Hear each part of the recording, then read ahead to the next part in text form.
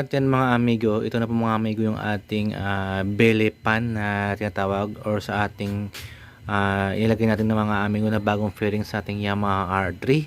Mas mahaba ito mga amigo kumpara sa stock na medyo maiksi siya. Kaya mamaya mga amigo papakita ko sa inyo. Pero ngayon, yan sa ating Bloody. Tagong-tago si Bloody natin. Ngayon tanggalin mo natin to. Tapos ikakabit na natin to. Alright? Let's go!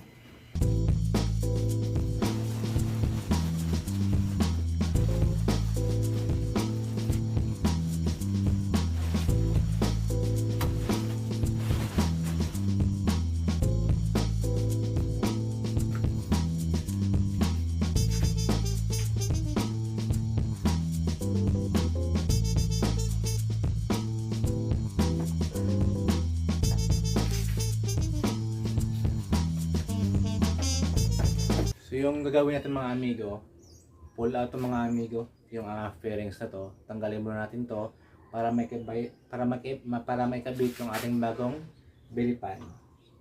Mas mahaba siya mga amigo, hanggang dito po. Yan, hanggang dito po yan. Yan, hanggang dito. Kaya tara, tanggalin muna natin to.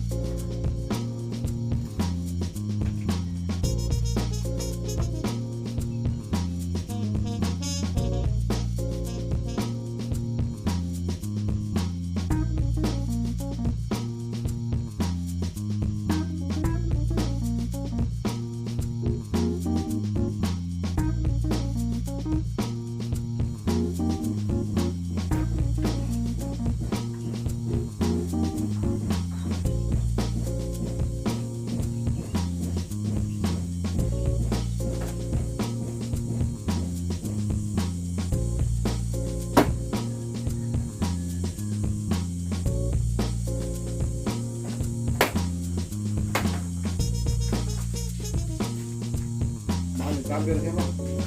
Mangi kabel.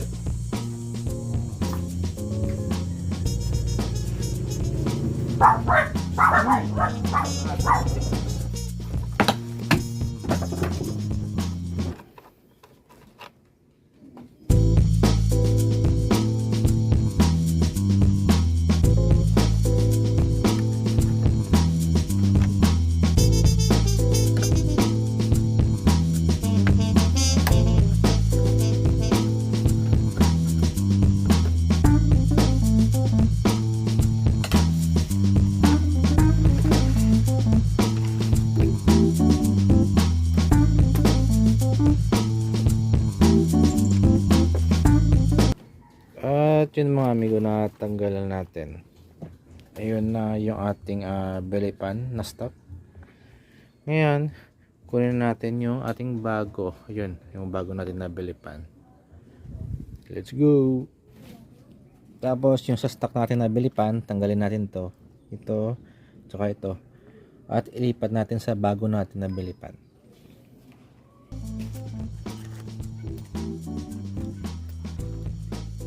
At ito pala mga amigo, hindi na kailangan to.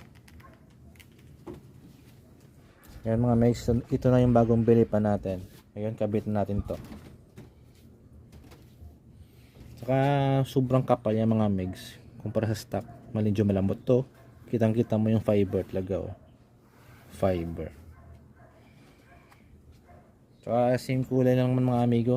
Same ng kulay.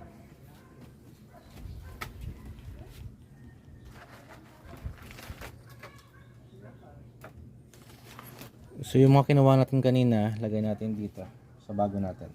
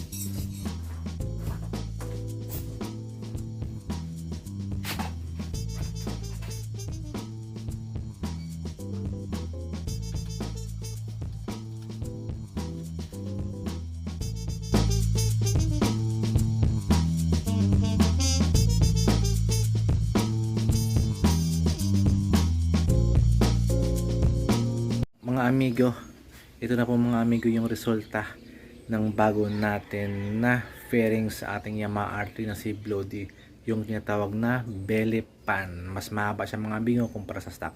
Kaya naman mga amigo, papakita ko sa inyo at sobrang excited na ako. Sakto pa naman mga amigo at katapos lang natin na mag-washing, kaya tara, let's go!